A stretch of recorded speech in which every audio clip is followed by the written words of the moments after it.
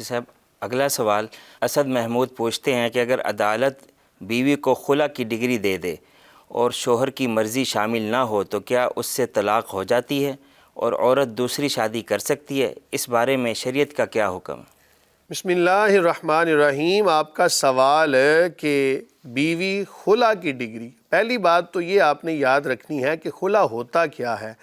خلا کی تعریف قرآن و سنت کی روشنی میں یہ کی جاتی ہے کہ زوجین جو ہیں خاوند اور بیوی رضامندی کے ساتھ بیوی اپنا حق مہر چھوڑ دے اور خاوند اپنی خوشی سے اپنی بیوی کو طلاق دے دے تو اس کو کہتے ہیں خلا۔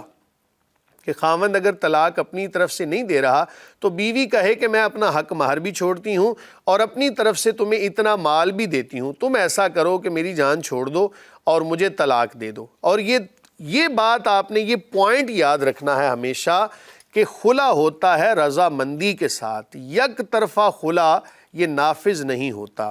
رہی بات یہ کہ کس بنا پر خلا حاصل کیا جا سکتا ہے، جب کوئی عذر شرعی بن جائے، خاوند کوئی بھی جو اس کا حق ہے وہ ادا نہیں کر رہا، حقوق میں سے کوئی بھی حق جو کہ شریعت نے اس پر لازم کیا ہے، نان و نفقہ ہے، حقوق زوجیت ہیں، اس کے علاوہ اور بھی جو معاملات ایسے ہیں، تو ان کے ادا کرنے پر اگر قادر نہیں ہے تو بیوی کے پاس یہ اختیار ہوتا ہے کہ وہ عدالت کے اندر جا کے تو اپنا مقدمہ دائر کرو۔ وہ مقدمہ کیا ہوگا؟ تنسیخ نکاح کا وہ مقدمہ ہوگا، خلا کا نام اس کو نہیں دیا جائے گا۔ خلا اس صورت میں ہوگا اگر خلا کی ڈگری دائر کی ہے تو اس کے لیے یقینی طور پر یہ بات اپنے ذہنوں میں بٹھا لیں کہ خاوند اگر رضامند ہوا تو خلا نافذ ہوگا، ورنہ خلا نافذ نہیں ہوگا۔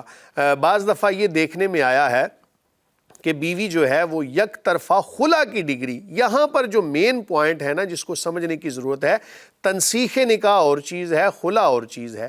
ایک ہوتا ہے خلا بر بنائے تنسیخ نکاح، ان تمام چیزوں کو سمجھنے کی ضرورت ہے۔ اگر بالفرض خاوند کوئی حق ادا نہیں کر رہا تو بیوی تنسیخ نکاح کی ڈگری عدالت سے حاصل کر سکتی ہے، اس کے پاس یہ اختیار ہے۔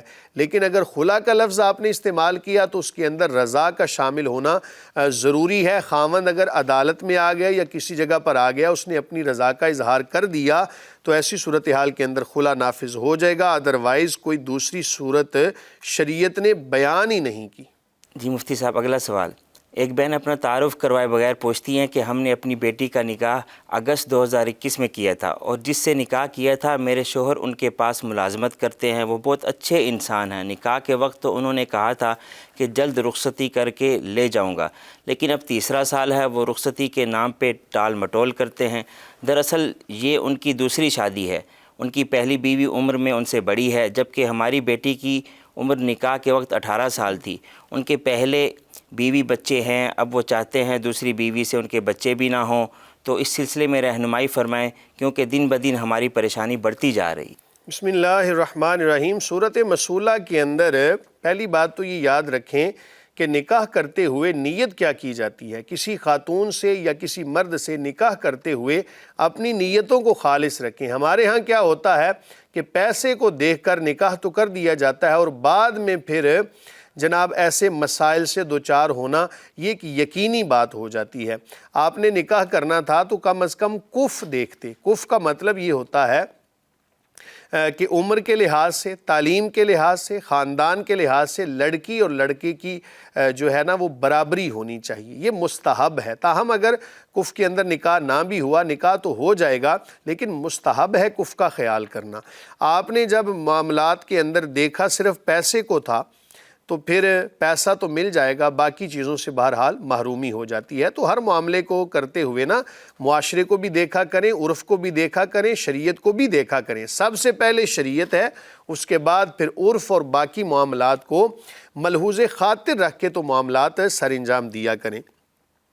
رہی بات یہ کہ وہ جناب رخصتی کر کے لے کے بھی نہیں جا رہے تو یہ ایک شرعی عذر ہے، آپ عدالت کے اندر اپنا جناب مقدمہ دائر کر سکتی ہیں کہ یہ جناب فلاں صاحب ہیں، انہوں نے ہمارے ساتھ یہ معاملہ کیا اور اب رخصتی نہیں لے کر جا رہی۔ سب سے پہلے ان سے پوچھ لیں کہ آپ کیوں نہیں لے کے جانا چاہتے، اب ان کا عذر سننے کے بعد پھر اگلا قدم اٹھائیے گا۔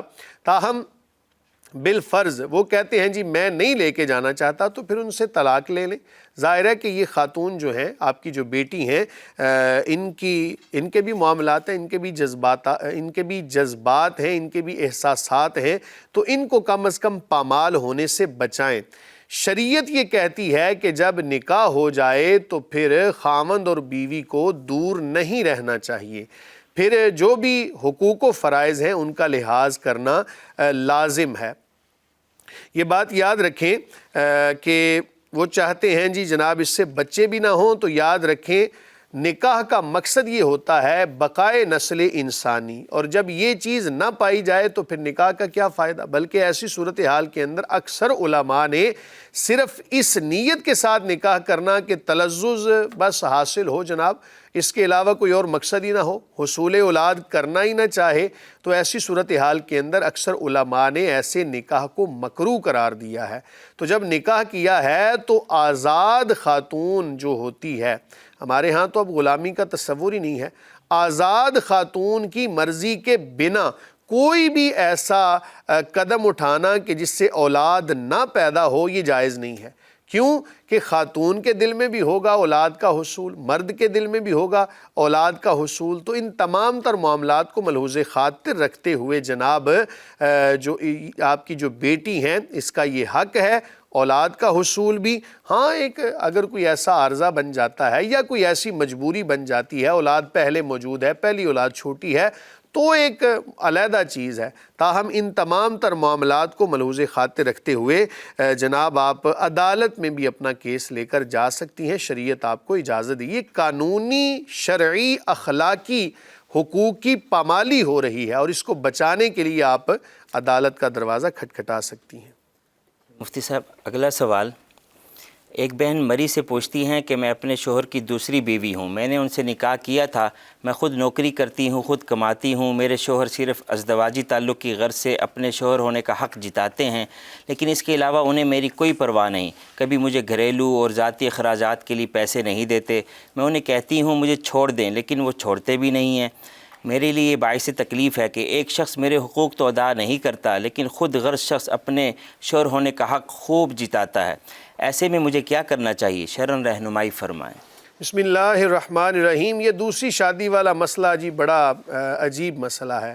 ہمارے ہاں یہ ہوتا ہے نکاح کرتے ہوئے ایک ظاہری طور پہ ہمیں یہ تو ہوتا ہے جی نکاح ہو جائے گا، بڑی موجیں ہوں گی جناب، 2 بیویاں ہوں گی، لیکن کبھی یہ نہیں سوچا کہ دوسری بیوی کا بھی حق اسی طرح حق ہے جس طرح پہلی بیوی کا ہے، دونوں کے مابین انصاف کرنا بھی لازم ہے۔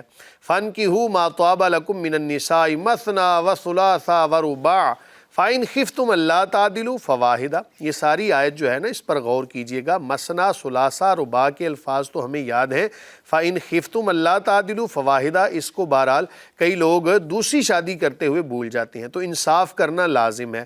اگر بالفرض انصاف نہ کیا، کل قیامت کے دن اس حال میں آئے گا یہ خاوند کہ ایک حصہ اس کا مفلوج ہوگا۔ دونوں کے مابین انصاف کرنا، ایک ہی طرح کی رہائش دینا، ایک ہی طرح کا کھانا دینا، ایک ہی طرح کا ٹائم دینا خاوند کے اوپر لازم ہے۔ نہیں دیتا شرعی طور پر بھی گناہ گار ہے، اخلاقی طور پر بھی گناہ گار ہے۔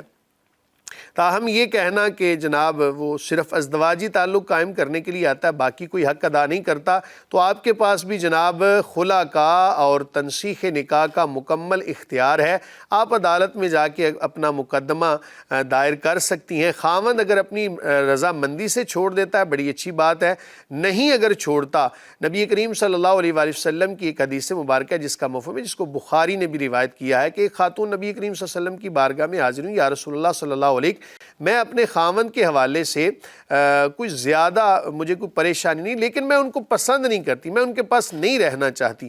رسول اللہ صلی اللہ علیہ وآلہ وسلم نے خلا کا اختیار عطا فرمایا، تو آپ کے پاس اختیار ہے، اگر خاوند نہیں خلا دیتا اور جو ہے اپنے جو فرائض ہیں ان کی ادائیگی بھی نہیں کرتا، تو عدالت میں جا کے یاد رکھیں کہ جان بوجھ کر اور صرف اس بنا پر کہ جی میں آگے شادی کر لوں، اس کو چھوڑ دوں، جان بوجھ کر بغیر کسی عذر شرعی جو خاتون طلاق کا تقاضا کرتی ہے وہ جنت کی خوشبو بھی نہیں سونگھ سکے گی، اور اگر عذر بن جائے تو آپ کے پاس اختیار ہے عدالت کا دروازہ کھٹکھٹا سکتے۔ جی مفتی صاحب اگلا سوال، نجم الحسن قادری لاہور سے پوچھتے ہیں کہ گھر گروی لے کر اس میں رہنا یا گروی